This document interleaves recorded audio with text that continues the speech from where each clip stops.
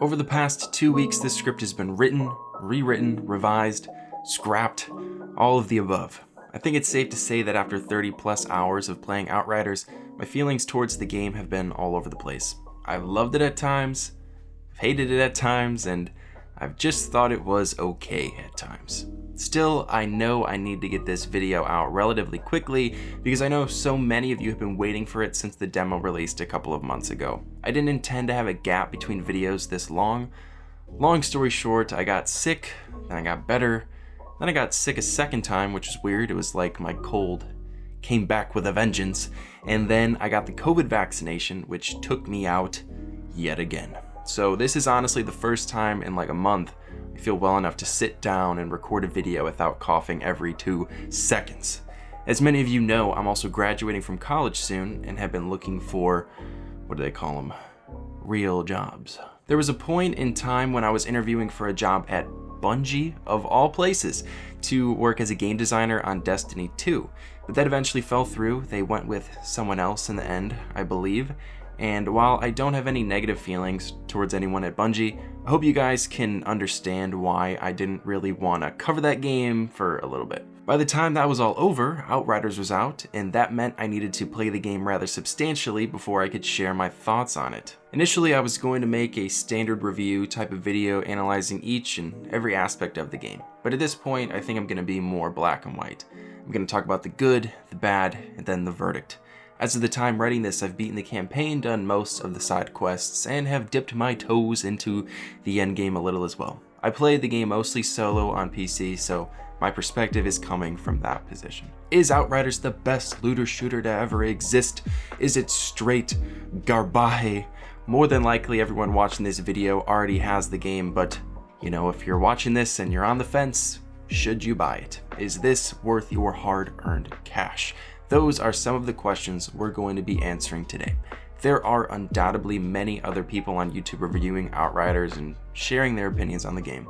So if you're here watching my video, I am honored. But enough about me, let's talk about Outriders. If you enjoy this video, leaving me a positive rating is greatly appreciated. And for more videos like this, make sure to subscribe so you don't miss anything. With all that out of the way, let's discuss this next chapter in the saga known only as the Destiny Killers. Let's do something pretty unorthodox for me. Let's start with the positives. Yes, there are a decent amount of things I like about Outriders. First and foremost, you've probably heard the loot in this game is good, and I'd have to agree with everyone else on the internet that thinks that. The loot in Outriders is not only good, but it's significantly better than it is in any other game in this genre. Wow, Tim, what a wordy sentence. I try not to compare this game too much to Destiny, The Division, and Anthem, but man, does Outriders destroy all of them in this department. Destiny's loot is largely restricted due to PvP balancing issues. The Division's loot was always restricted in my opinion because of the real world setting. And Anthem didn't have those restrictions, but yeah, don't really know what was going on there. The armor and weapons in Outriders have absolutely insane perks that drastically change the way you play. Some of these mods are so powerful you wonder how they exist without breaking the game.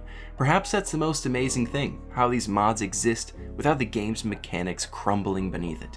In practically every other looter shooter you have to wait until the endgame to get anything even remotely powerful, but that's also not the case here. Outriders starts throwing powerful mods on rare gear, meaning you can start creating different builds as low as like level 6. As a matter of fact, some of the mods I unlocked at level 6 in Outriders impacted the moment-to-moment gameplay more than any piece of endgame loot I have probably acquired in the lifetime of Destiny 2. This is the strength of having a PvE-only game, and as you continue to level up, these mods only get better, allowing you to build your character your way. The fact that you can swap these mods out and place them on other weapons and gear pieces is also an amazing feature. I didn't feel like the skill tree impacted the gameplay as much as I would have expected it to, but I appreciate the fact that you can reset it at any time and choose a different path at no extra cost. All in all, the gear and weapons, mods, crafting, it's all S tier in this game.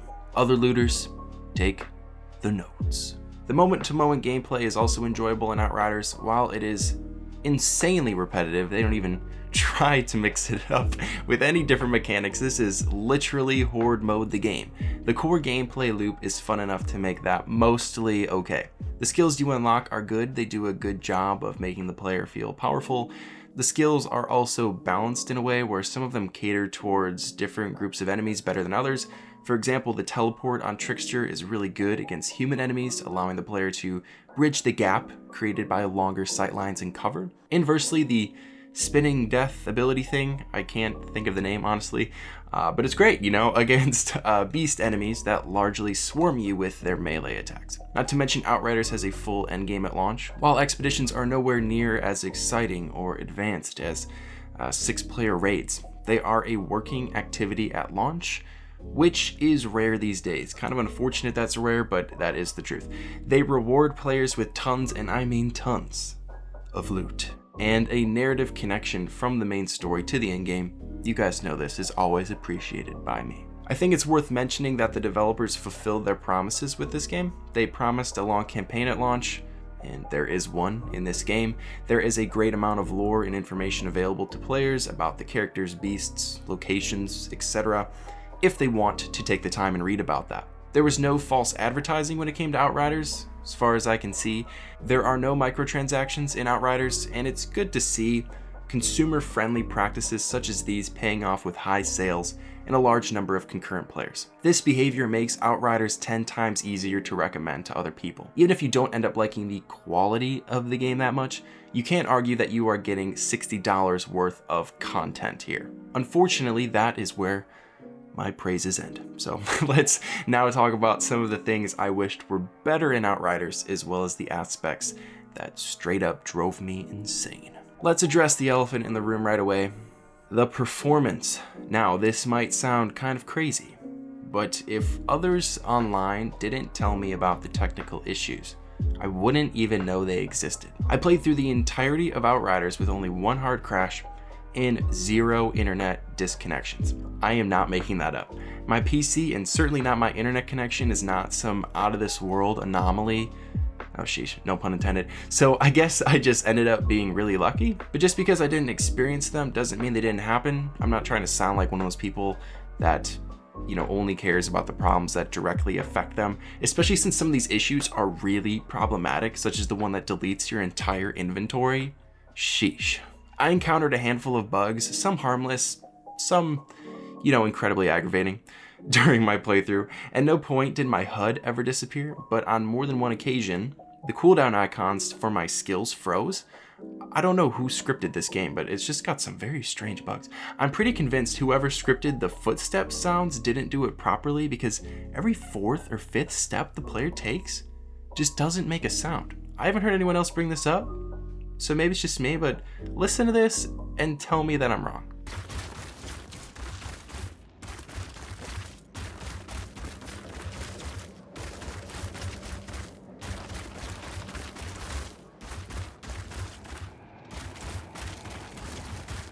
Strangely enough, the number of technical issues I've encountered have just about tripled since I beat the campaign.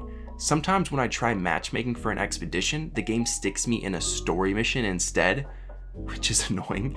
I've been disconnecting from the servers much more frequently now. The game runs fine for the most part, but there are plenty of other games using Unreal that run much more efficiently than Outriders. And these games typically also have bigger maps and better graphics too. One of the things Outriders promised was a fully realized campaign. Games in this genre are notorious for having non-existent campaigns, or just really sucky ones, with the exception of Borderlands, and I'll throw Destiny 2 in there now. It's not nearly as bad as it used to be. While I appreciate its inclusion and can see there was a lot of work put into it, I can't in good conscience call this story anything more than generic. Is there a story here with characters and cutscenes and interactions and drama? Yeah, there sure is. Is the story that's being told engaging and interesting and nuanced in any way? Yeah, not really. In its best moments, the story in Outriders is a generic action adventure. Far more often though, the narrative is awkward, contrived, and, you know, just downright cringe sometimes. The voice acting for the most part isn't to blame here. In some ways I kind of like, or at least can understand how the protagonist is played. It's played so stoically that I have to think the performance was intentionally self-aware, which I think fits the dry humor thing they are trying to do here. I think they're trying to do, it's hard to tell sometimes, but overall though, it's tonally all over the place. The soundtrack is unfortunately really bland. During cutscenes and gameplay moments, not a single track other than the main theme is remotely memorable, and quite honestly, I might only remember the main track because you disconnect so many times and get sent back there, but you can barely hear the music most of the time, and it's often not synced properly. Some people have said the dialogue sounds like it was written by a 12-year-old who just learned to swear, and he thinks it's all edgy and cool. And while I don't disagree with that, the dialogue didn't bother me nearly as much as the characters' decisions. There are far too many scenes where characters make really unnecessary dumb choices that pull me out of the experience. Now look, even though the story isn't very good, that probably isn't a huge deal to a lot of people. It wasn't a huge deal to me. I just kind of laughed it off most of the time. If this were a game that I was primarily playing because I wanted to be invested in a story, things would be different. But this isn't The Last of Us. This isn't, God of War Ragnarok coming out. This is a cooperative looter shooter. And like I mentioned before, the loot, the most important aspect of this game, is really good.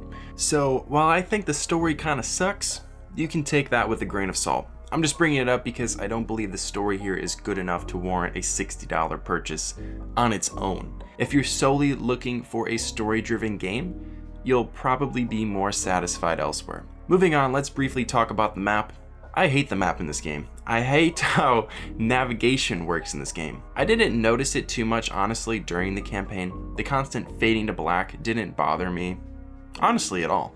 But doubling back to old areas to do side quests is so incredibly tedious. Not only does the map not show you where you are specifically, it only shows you which region you're in. It doesn't tell you which direction you're facing. This makes it very easy to get lost and spend extra time just trying to find your bearings. What's even worse is the number of loading screens you need to go through to get to one activity. You first need to find a flag on the map, then you need to load into your camp, you need to get on the truck so you can travel to a different zone. At that different zone, you need to travel to another flag on its map, then you need to run to your objective marker, which is incorrectly displayed sometimes, go through another loading screen, and then you can start your mission. Going from Destiny, a game where at any point you can pull out your ghost and navigate to any location on any planet in the entire game with 2 simple clicks, to this is insane.